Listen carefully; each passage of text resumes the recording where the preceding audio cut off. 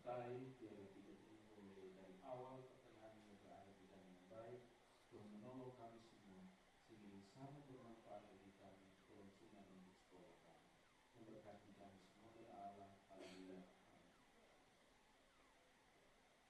Terima kasih Pak Jo dan Bapak Ibu Guru. Kita akan langsung masuk dalam materi kita pada sore hari ini. Untuk itu kepada Pak Mas saya sangat berterima.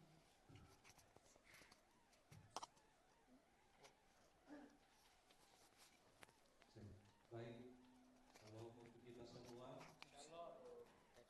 teman-teman, yang pertama terima kasih untuk kebersamaan teman-teman telah mengambil bagian untuk kita melakukan PMO bersama.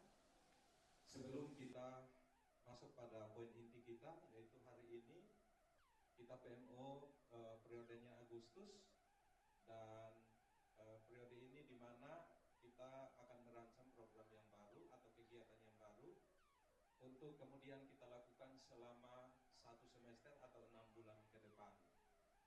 Nah, sebelum kita masuk ke situ, berapa kegiatan yang kita sudah lakukan di 6 bulan sebelumnya atau semester lalu, yaitu terkait dengan anak berkebutuhan khusus, kemudian pembelajaran berdiferensiasi, itu sudah berjalan dengan baik Bapak Ibu, sehingga di target terakhir kita adalah IHT di bulan Juli kemarin sudah kita lakukan dengan baik, dan segala yang kita identifikasi masalah kemudian kita selesaikan melalui IHT kita.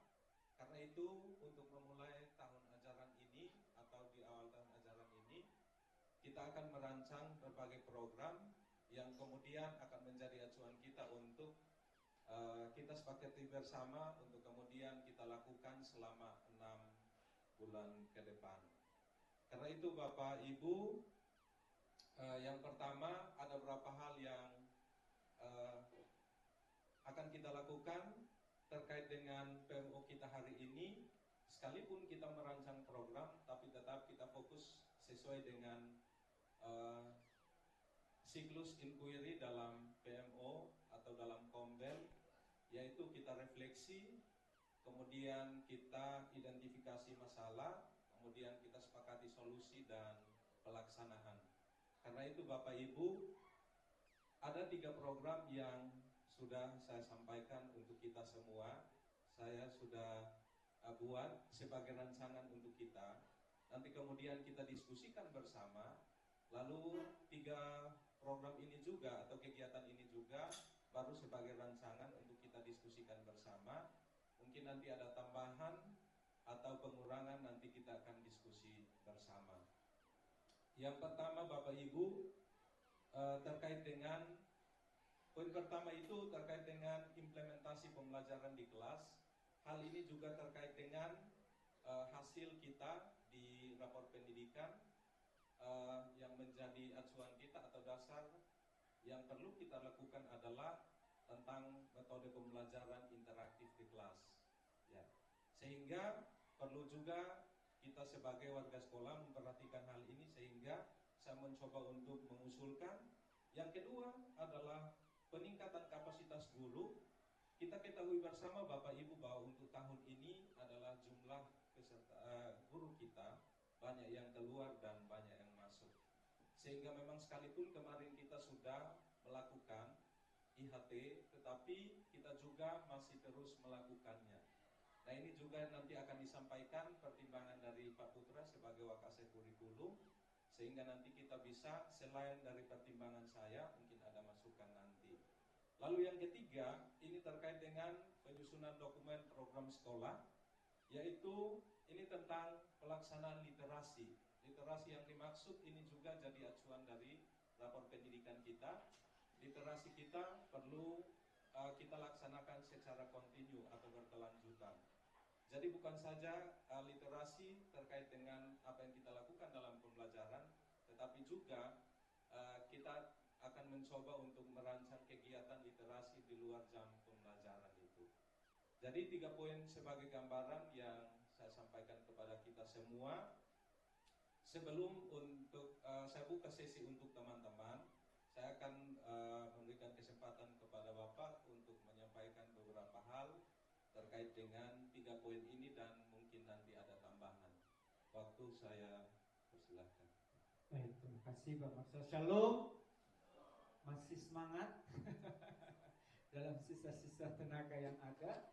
Terima kasih Pak Marcel. Perlu teman-teman ketahui bahwa sebenarnya PMO ini dilaksanakannya di bulan Agustus. Cuma kita kelewat. Artinya kita sudah membuang waktu 2 bulan. Harusnya sudah berjalan ini PMO ke bulan depan, Agustus, September, Oktober, bulan ini juga sudah harus akan ada PMO lagi. Karena sudah PMO kedua. Jadi mungkin dari saya Pak Marcel, mungkin materinya kita persempit 2 saja, jangan 3, karena waktu kita tinggal 3 bulan. Tinggal 3 bulan untuk melaksanakan kegiatan ini. Gitu. Karena kalau kita 3, kita mau baginya 1 bulan kan tidak mungkin. Mungkin kita perlu waktu gitu, karena kita juga perlu evaluasi, kemudian kita perlu ada tindak lanjutnya atau seperti apapun. Jadi mungkin yang pertama Bapak usulkan untuk kita angkat 2 masalah saja, dua masalah yang akan coba kita kerjakan di dalam 6 bulan ini. Kalaupun memang belum terselesaikan kan bisa dilanjutkan pada PMO selanjutnya. Tapi memang standar yang diberikan adalah minimal 2. Jadi kita 2 saja dulu Pak. Jadi untuk literasi itu nanti mungkin berikut. Tetapi untuk dua topik yang sudah Pak angkat ke tadi, mungkin kita itu dulu. Jadi untuk pembelajaran yang menyenangkan ya, dan yang kedua tentang peningkatan kapasitas guru. Nah, artinya memang tim kurikulum yang akan bekerja di sini.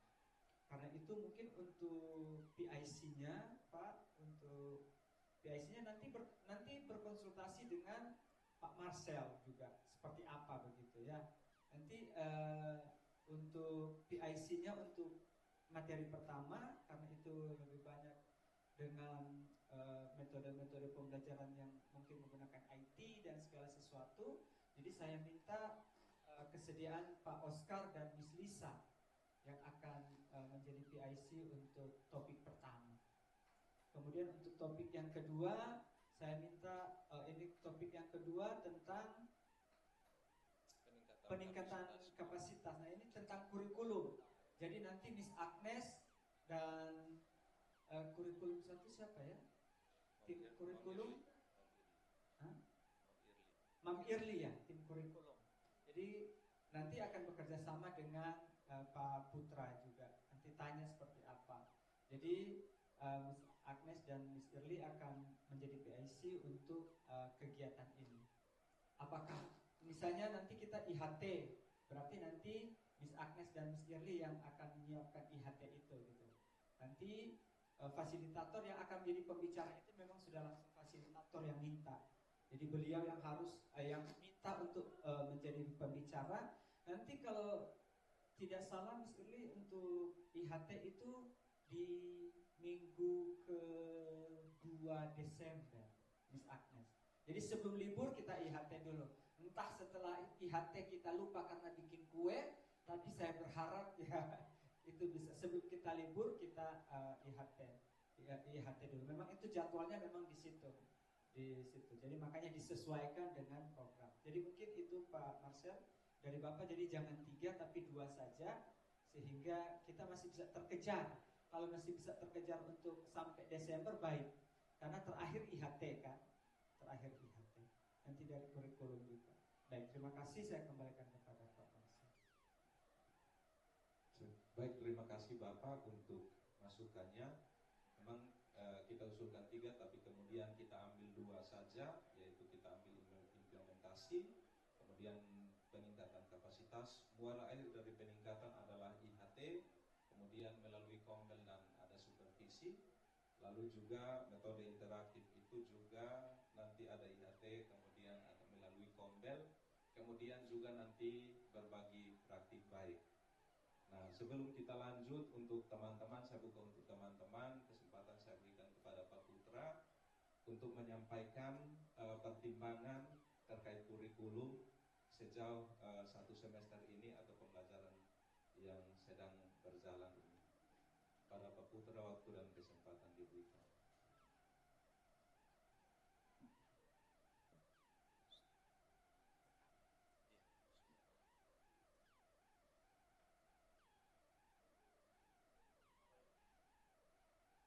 Terus, baik, terima kasih Pak Marcel buat kesempatan yang diberikan. Berkaitan dari kurikulum sendiri, ini kita lihat ke arah topik yang ketiga ya, dalam hal ini peningkatan kapasitas pendidik. Di sini yang menjadi catatan adalah seperti yang Pak Marcel sampaikan tadi, di masuk ke dalam tahun ajaran ini ada kurang lebih 11 guru yang berganti. Dalam hal ini ada 11 yang keluar digantikan oleh 11 yang baru. Sehingga dalam hal ini perlu adanya penguatan kembali bagi guru-guru yang baru maupun penyegaran bagi guru-guru yang sudah mengikuti kurikulum Merdeka selama 2 tahun terakhir ini. Tujuannya agar kita kembali diperbarui terkait dengan kurikulum Merdeka itu sendiri, khususnya bagaimana kita melakukan perumusan tujuan pembelajaran yang tepat sasaran, dalam hal ini tepat kepada kebutuhan peserta didik dan juga tepat sesuai dengan apa yang diinginkan dalam capaian pembelajaran itu sendiri. Berikutnya kita akan penguatan kembali berkaitan dengan pembelajaran berdiferensiasi. Dalam hal ini tujuannya agar dalam kegiatan pembelajaran yang berlangsung di setiap kelas, di setiap mata pelajaran, setiap guru sudah mampu untuk mendesain kegiatan pembelajaran berdiferensiasi yang sesuai dengan materi yang akan diajarkan dan sesuai dengan kebutuhan yang ada di kelas. Baik itu diferensiasi secara konten, proses maupun produk. Ataupun bisa saja dalam satu pertemuan itu langsung didiferensiasikan 3 sekaligus ini berjalan, atau memilih mana yang paling tepat dilakukan. Karena kita tahu belum tentu yang kita ngajar di kelas A akan sama dengan strategi yang kita pakai di kelas B. Walaupun pada dasarnya penyusunan perangkat itu kita buat satu, tapi dalam pelaksanaannya pasti banyak revisi yang akan dilakukan oleh setiap Bapak Ibu guru sekalian. Oleh karena itu, 2 topik ini yang menjadi perbincangan yang harus kita kuatkan kembali untuk satuan pendidikan kita, terutama di para pendidik sekalian, agar dalam pelaksanaannya nanti khususnya di semester genap kita bisa melaksanakan ini dengan lebih baik. Apalagi ini menjadi tahun ketiga kita sebagai sekolah penggerak dan sudah saatnya kita berbagi keluar. Oleh karena itu kita harus kuat dulu di akar sehingga ketika keluar kita sudah bisa berbagi hal baik ini kepada teman-teman, terutama satuan pendidikan yang ada di sekitar kita. Karena ini juga menjadi program sekolah penggerak, di mana kita juga sudah merancang pengimbasan kepada sekolah sekitar untuk semester ini maupun di semester yang akan datang. Demikian Pak Marcel, terima kasih. Terima kasih Pak Putra atas beberapa pertimbangan yang disampaikan terkait dengan peningkatan kapasitas guru, dan ini juga sesuai dengan apa yang kita rancang bersama. Muara akhirnya adalah IHP. Bapak Ibu, ada yang mau disampaikan terkait dengan evaluasi kita hari ini, perencanaan program ini? Mungkin ada yang mau disampaikan lagi terkait kegiatan-kegiatan kita tadi, ada yang mau disampaikan terkait persoalan yang dihadapi, sehingga kita lebih mengerucut. Misalnya nanti teman-teman yang PIC-nya itu menentukan materi mana yang lebih prioritas untuk kemudian kita jadikan IHT. Masalah-masalah yang Bapak Ibu temui mungkin bisa disampaikan untuk kita diskusikan bersama. Mari saya buka ruang untuk kita semua. Jadi yang pertama tuh pembelajaran.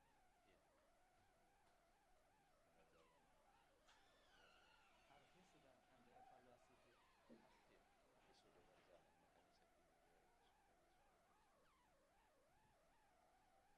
Mari Bapak Ibu, mungkin saya minta dari teman-teman subkoordinator Kombel. Dalam diskusi mungkin ada temuan terkait dengan topik yang kita angkat ini, bisa disampaikan untuk kita menjadi catatan bersama untuk kita rancang. Mari Om Leli. Mungkin lebih spesifik yang poin 1 dulu.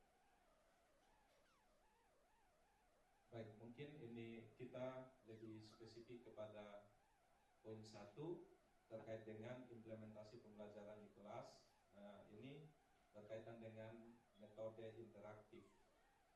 Mari silakan Om Leli. Baik, terima kasih untuk kesempatan yang diberikan Pak Marcel. Saya sementara menerapkan pembelajaran yang dengan metode interaktif dalam 1 minggu terakhir ini. Saya mengambil hal penting, hal baik yang sempat dibagikan Pak Putra minggu lalu kalau tidak salah saat kita kombel tentang penggunaan word wall game. Saya gunakan dalam 4 hari ini dan memang bagus. Anak-anak itu merasa ada sesuatu yang bervariasi dalam pembelajaran. Tetapi kelemahannya adalah saya kurang puas dengan ketersediaan paket Wi-Fi yang ada. Itu kendala yang benar real saya alami. Karena mungkin selama ini kita menjalankan pembelajaran interaktif, mungkin kalau Wi-Fi-nya bermasalah kita bisa pakai data. Dan saya juga sering seperti itu, misalnya Kahoot atau Quizizz. Tetapi kendala handphone saya yang lagi bermasalah LCD-nya, sehingga saya hidupkan hotspot, mati sendiri, saya ulang lagi hotspot, mati sendiri, terus saya connect Wi-Fi, mati hidup, itu membuat saya jadi kesal dan memang tidak berjalan secara efektif, jujur. Dan ini memang yang saya alami. Dan mungkin saya percaya semua guru akan ada di saat ini, bahkan ada guru banyak yang sudah menerapkan pembelajaran interaktif dengan berbagai media online. Nah, ini kan media online, berarti kita full support dari Wi-Fi sekolah itu perlu. Jadi alangkah baiknya kita juga memikirkan ini sebagai salah satu solusi yang kita bahas. Misalnya, memang kemarin saya sempat tanya ke Pak Gerson, katanya memang harus ada yang diperbaiki begitu, katanya sudah naikkan apa begitu, saya kurang paham. Jadi mungkin di gedung baru sana itu Wi-Fi-nya yang mati hidup muncul hilang, ini mungkin bisa kita perhatikan juga supaya dengan adanya ketersediaan Wi-Fi yang cukup baik, kita pembelajaran interaktif juga jalan, tidak tertunda begitu. Karena kan saya sudah set misalnya di beberapa menit pertama literasi, terus baru setelah itu masuk pembelajaran interaktif dengan berdiferensiasi proses dan konten Pak, tapi itu relate dengan penggunaan sosial media, penggunaan online, media online. Jadi saya kesulitan karena memang penggunaan berbasis online membutuhkan itu. Mungkin itu yang saya alami. Mohon untuk ditambahkan, untuk dipikirkan solusi bersama. Terima kasih. Baik, terima kasih Mom Leli atas masukannya terkait dengan pelaksanaan pembelajaran, implementasi pembelajaran di kelas terkait dengan pembelajaran interaktif. Itu menjadi catatan kita bersama untuk kemudian kita perhatikan. Mari Bapak Ibu yang lainnya silakan. Mungkin sebelum yang lain, kalau boleh Bapak bertanya, kira-kira yang sudah melaksanakan pembelajaran interaktif di kelas ya?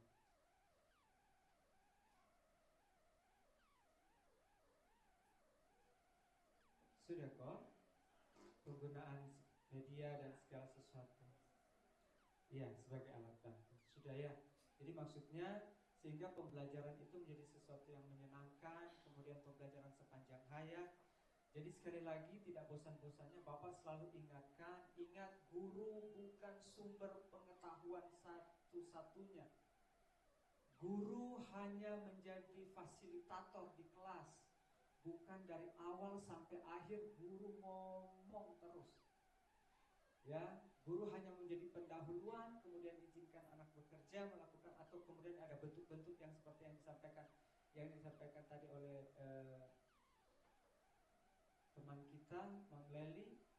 Jadi sesuatu yang baru tetapi ternyata terkendala. Memang untuk jalur nih untuk internet kita sudah bagi per lantai dan sudah dinaikkan lagi. Tapi memang kemarin yang mati keturun itu karena ternyata terbakar di dalamnya. Dan memang kekuatan wifi kita sudah, karena kalau yang di gedung sebelah juga itu sudah sendiri. Jadi wifi yang di sini ini sendiri, wifi yang di sana itu sendiri. Memang itu kendala kita, pasti ketika kita kalau semuanya menggunakan pasti akan sangat sulit. Ya. Baik, mungkin dari teman-teman yang lain ada hal, Mam Lia, mari silakan.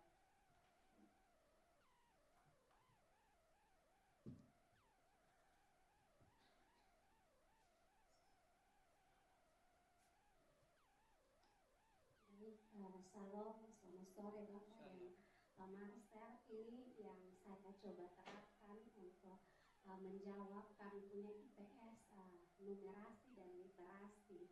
Jadi saya baru coba menerapkan 2 minggu terakhir, tapi itu pun baru di kelas 11 ketika pelajaran mereka itu yang 3 jam. Jadi ice breakingnya saya ambil kayak semacam soal-soal CPNS. Ada satu yang TIO tentang, entah itu tentang menghitung, entah itu tentang loncat-loncat huruf atau konotasi dan lain-lain. Maksudnya yang agak berbeda dengan saya punya pembelajaran, tidak masuk dalam materi pembelajaran. Jadi ice breakingnya saya coba dengan soal-soal, kasih muncul 1 atau 2 soal sebelum saya memulai pembelajaran. Dan memang itu cukup menarik, anak-anak cukup bilang, Mom, ternyata ada soal yang seperti ini. Iya, dan itu ada soal, kalau kalian coba lihat di soal-soal tes CPNS atau kalian masuk ke perguruan tinggi, itu ada tuh soal yang mungkin kalian harus mengaitkan dengan pembelajaran-pembelajaran yang lain. Dan itu mereka cukup antusias, maksudnya untuk menarik minat mereka untuk mau memulai pembelajaran. Jadi saya rancangnya di bagian ice breakingnya. Ice breakingnya tidak dalam berupa permainan, tapi dikasih soal, tunjukkan mereka ada soal-soal yang baru, tapi memang tidak ada kaitannya dengan ekonomi.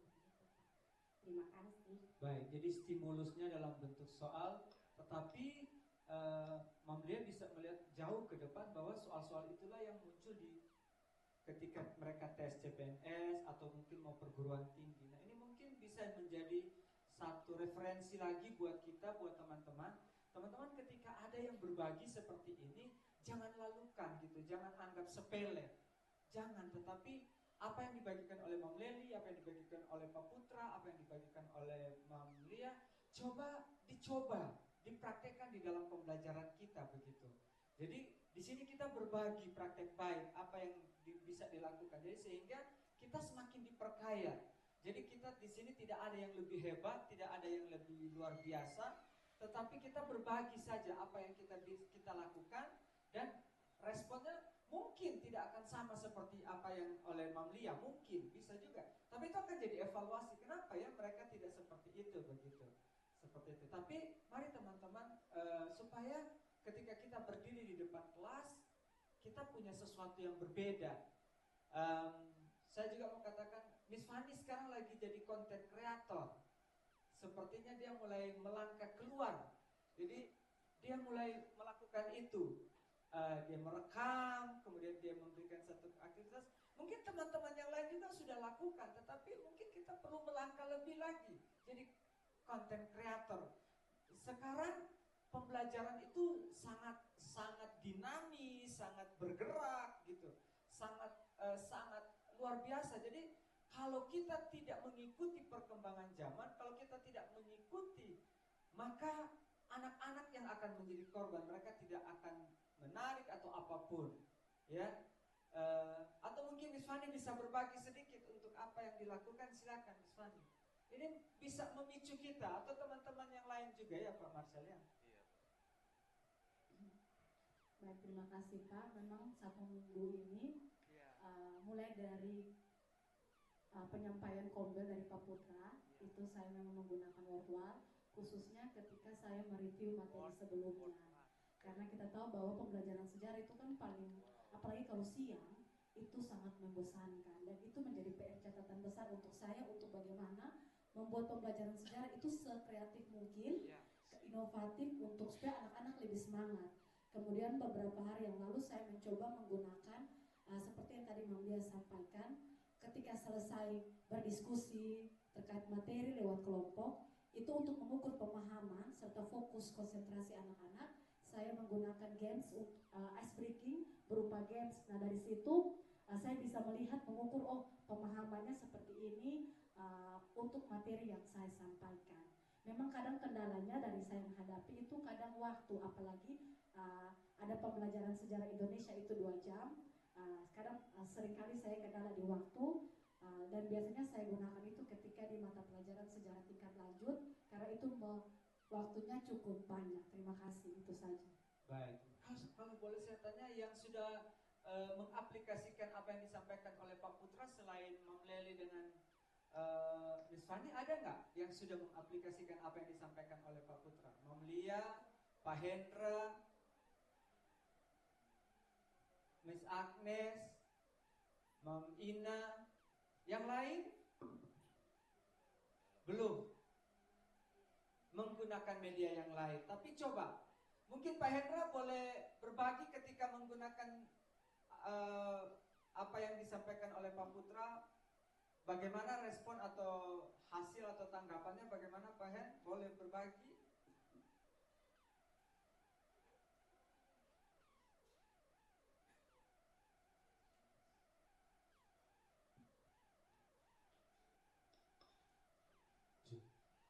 Baik Pak, jadi kebetulan minggu ini materi saya terkait kombinasi. Kalau minggu lalu anak-anak mengerjakan di LKPD, saya suruh mereka pelajari baik-baik karena nanti konsep kerjanya sama, tapi soalnya saya ganti angka. Jadi minggu ini saya menggunakan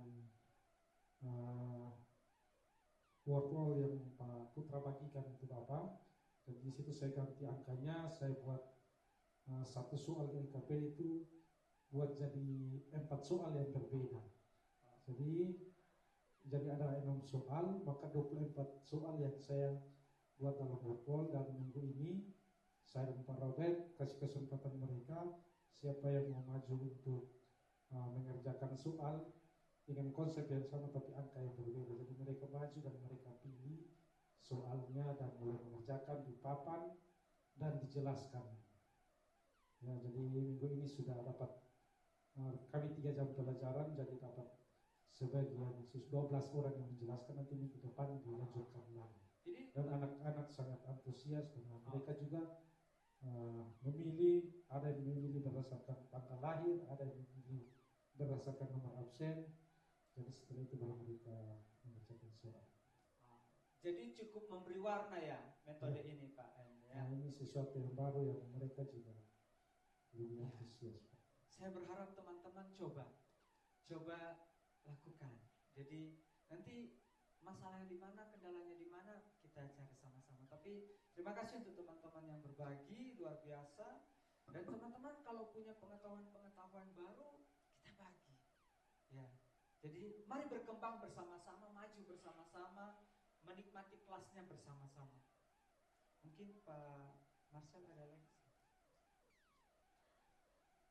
Baik, terima kasih. Izin saya juga berbagi sedikit terkait dengan apa yang saya sudah lakukan. Saya tidak menggunakan media yang sama seperti yang disampaikan Pak Putra, tetapi Bapak Ibu terkait dengan metode pembelajaran interaktif ini, selain dengan media pembelajaran yang kita gunakan juga, ini juga soal bagaimana kita mengelola kelas untuk berpikir kritis. Nah, berpikir kritis ini Bapak Ibu adalah bagaimana kita memberikan kesempatan kepada anak untuk berpikir sejauh yang dia mampu. Nah, melalui pembelajaran saya hari Selasa kemarin, saya melakukan pembelajaran. Materi kami adalah kontekstual berita. Jadi anak-anak dijadikan sebagai seorang wartawan, kemudian saya memberikan stimulus satu gambar. Gambar itu ada satu sekolah di lereng bukit, kemudian di belakangnya ada 2 bukit, lalu di taman itu ada jalan, di depan sekolah itu ada jalan, kemudian ada bunga, ada tiang bendera. Tetapi di situ Bapak Ibu, saya sengaja tidak mencantumkan ada aktivitas siswa maupun guru di situ.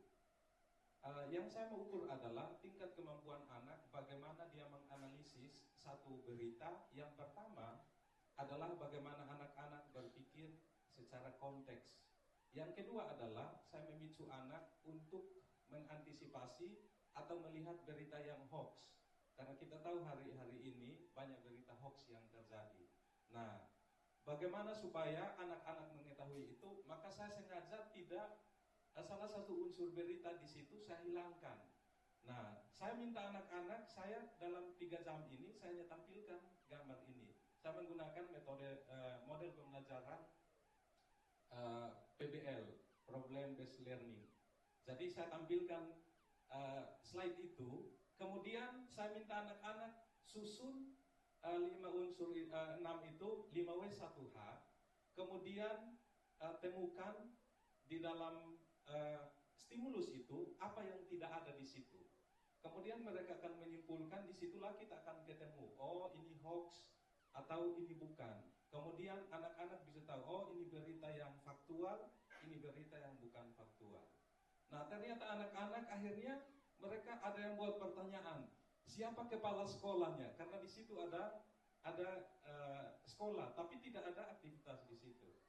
Nah, terakhir mereka debat lagi. Kepala sekolahnya kan tidak ada, tapi ada yang bilang, iya di mana-mana itu sekolah itu pasti ada. Nah, hal ini yang akhirnya memicu anak-anak untuk coba berpikir kritis, tapi tetap bahwa mereka dipantau untuk kemudian berita mana, mereka dapat memilah berita mana yang hoax dan yang bukan. Jadi itu yang dapat saya lakukan untuk minggu ini. Bapak Ibu mungkin masih ada?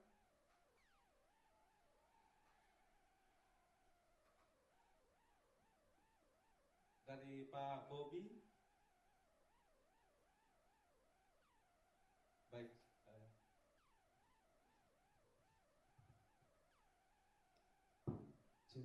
Baik, terima kasih Pak Marcel untuk waktunya. Jadi di sini saya mau berbagi tentang apa yang saya lakukan di kelas. Yang pertama, sebelum saya menyampaikan ini, saya ingin meluruskan kembali bahwa definisi pembelajaran interaktif itu adalah komunikasi 3 arah. Komunikasi 3 arah yang kita terapkan di dalam kegiatan pembelajaran berdasarkan rancangan modul ajar yang sudah kita lakukan. Jadi pembelajaran interaktif itu di mana kita memodifikasi pembelajaran menggunakan pendekatan metode dan model pembelajaran. Jadi tidak hanya kita menggunakan media, tetapi dengan mengeksplorasi lebih dalam tentang metode dan model, itu juga bagian dari pembelajaran interaktif. Nah, yang saya lakukan di dalam kelas untuk kelas 10, karena materi terakhir saya tentang jalur rempah di Indonesia di bab 2. Jadi awalnya saya merancang di dalam modul itu karena saya berpikir di STS kemarin itu saya membuat proyek tentang pembuatan laporan hasil observasi. Ini saya berpikir kenapa saya buat itu, karena nanti ini menunjang mereka dalam penulisan ketika ada di kelas 12. Nah, ketika saya mengikuti pembelajaran di PMM untuk pendidikan profesi guru, saya mendapatkan satu ilmu baru tentang bagaimana kita guru memodifikasi pembelajaran menggunakan pembelajaran berdiferensiasi. Jadi yang saya modifikasi di sini adalah diferensiasi produk. Yang awalnya saya buat itu mereka hanya menulis makalah, tapi dalam pelaksanaannya saya modifikasi di pembelajaran itu mereka bebas menentukan, namun tidak keluar dari tujuan pembelajaran yang sudah ada. Jadi apa yang saya dapatkan dari anak-anak di kelas 10, mereka merespon dengan sangat antusias karena di sini mereka di dalam tim masing-masing itu saling berkolaborasi berdasarkan kelompok yang sudah dibentuk dengan gaya belajar masing-masing. Jadi situ saya tampilkan visualnya dalam bentuk peta pelayaran kemudian identifikasi jenis rempah yang ada di setiap wilayah Indonesia, dan juga mereka menonton video pembelajaran sebagai informasi tambahan yang bisa menambah wawasan mereka. Di situ setelah itu baru mereka mulai merancang dan menentukan jenis proyek yang ingin dikerjakan. Jadi di sini proyek juga saya menyampaikan bahwa tidak hanya proyek yang wajib kalian selesaikan, tetapi dalam proses pengerjaannya itu ada dimensi profil pelajar Pancasila yang ingin dikembangkan. Yaitu yang pertama gotong royong, kemandirian, bernalar kritis. Jadi respon anak-anak sangat antusias karena di sini mereka juga punya waktu dan tempat atau kesempatan untuk menentukan jenis penilaian yang dilakukan oleh guru mata pelajaran. Saya kira itu kurang lebih yang bisa saya bagikan dalam proses pembelajaran yang sudah saya terapkan. Terima kasih, saya kembalikan. Baik, terima kasih Pak Bobi dan teman-teman yang telah menyampaikan berbagai hal yang sudah dilakukan, yang sudah diimplementasikan, kemudian ada hal-hal yang kemudian menjadi perhatian kita bersama. Masih ada Bapak Ibu dari Pak Jo? Oke, dari teman-teman lain? Oh ya, mari.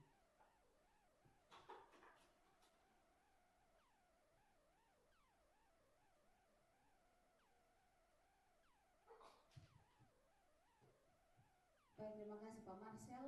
Mungkin tadi ada teman-teman menyinggung tentang pembelajaran berdiferensiasi. Sebenarnya saya salah satu orang yang anti kurikulum ini awalnya.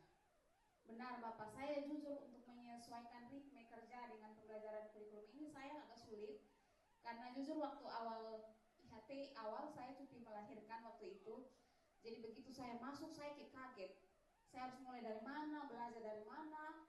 Tapi puji Tuhannya adalah minggu lalu saya bilang di Pak Marcel pas Kombel, saya bilang ternyata dengan mengikuti program PPG saya punya wawasan jadi terbuka tentang pembelajaran berdiferensiasi. Yang saya terapkan dalam 1 minggu ini adalah pembelajaran berdiferensiasi Pak, yang saya sempat sharing ke Pak Marcel di Kombel minggu lalu, menerapkan 3 jenis ini dengan dalam 1 kali tatap muka. Jadi yang pertama berdiferensiasi konten terlebih dahulu. Saya memilah.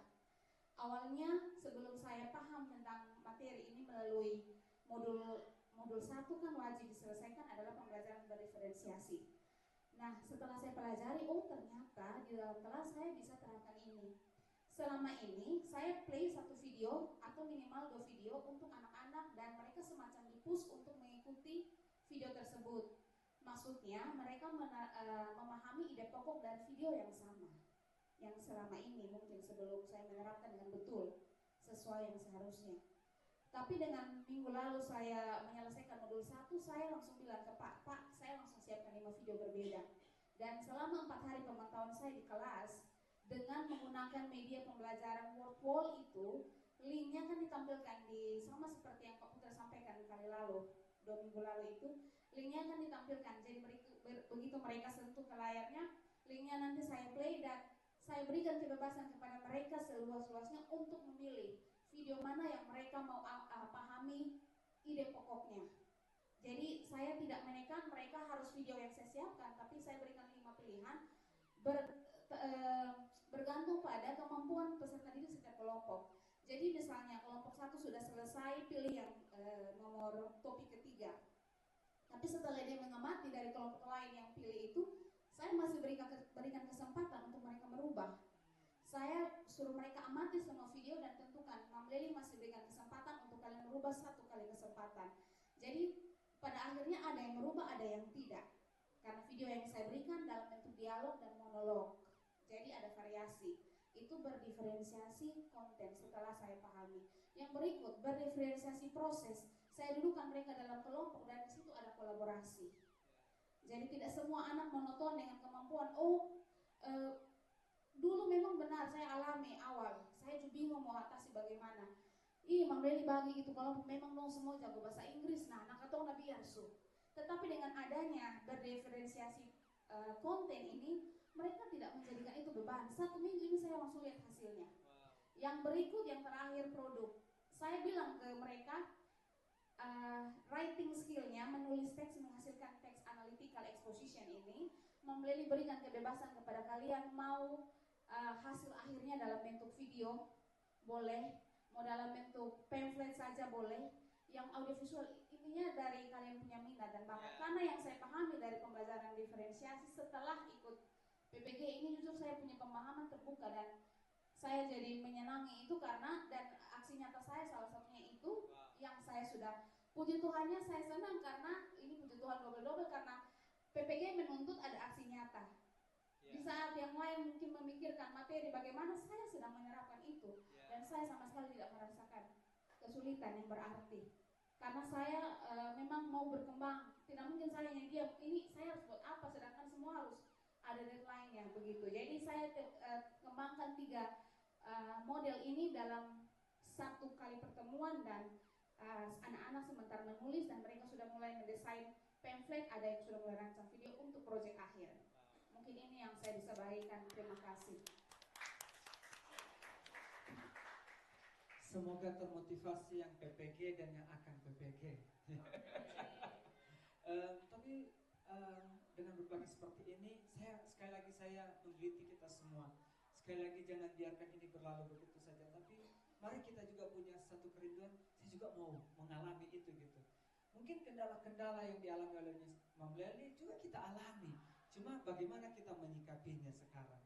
Ya, saya berharap kita bergerak. Terima kasih Mam Lely untuk apa yang dibagikan. Mungkin cukup Mam Diana dijemput sama kakaknya nanti. Baik, terima kasih untuk hari ini. Dan yang saya lihat semua yang ambil PPG berbicara, hanya satu saja yang tidak berbicara, tapi itu PR untuk minggu depan. Ada Pak Jirmal. Oh, Pak Jirmal. Ya. Oh iya betul. Jadi nanti karena waktunya sudah pas, beliau punya kesempatan minggu depan. Pak Eko. Ada Pak Eko juga. Baik Bapak Ibu, terima kasih atas respon Bapak Ibu terhadap kegiatan kita hari ini. Dan sekali lagi saya tekankan 2 kegiatan yang akan kita ambil untuk interval 2 bulan dan 6 bulan ke depan itu, yaitu yang pertama adalah metode pembelajaran interaktif, kemudian yang kedua adalah terkait dengan peningkatan kapasitas guru. 2 kegiatan ini yang akan kita lakukan tindak lanjuti selama 6 bulan ke depan, sehingga ini menjadi perhatian kita bersama. Nanti kita akan juga bawa dalam Kombel, misalnya diskusi berbagi praktik baik ini juga kita akan teruskan di Kombel, sehingga tidak hanya sekedar di PMO tapi tindak lanjutnya ada di Kombel. Kalau tidak ada lagi Bapak Ibu, kita akan akhiri pertemuan kita hari ini. Sekali lagi terima kasih untuk kebersamaan Bapak Ibu. Kita akan melakukan PMO lagi di Oktober, di akhir Oktober, dan kita akan jadwalkan dalam waktu dekat sehingga kita bisa mempersiapkan diri. PMO itu kita hanya akan evaluasi tindak lanjut terhadap 2 poin ini yang kita sudah tentukan hari ini. Jadi tambahan kegiatan nanti untuk 2 teman kita yang bertanggung jawab tadi sudah disebutkan 4 orang, itu akan merancang apa yang akan kita lakukan di situ. Demikian yang dapat kami sampaikan untuk hari ini. Terima kasih untuk kebersamaan kita hari ini. Kita akan menutup kegiatan kita hari ini. Karena itu saya minta dengan hormat Miss Vena untuk pimpin kita dalam doa, sekaligus dengan doa pulang. Untuk P5 Bapak Ibu nanti informasinya teman-teman langsung sampaikan di grup P5. Terima kasih.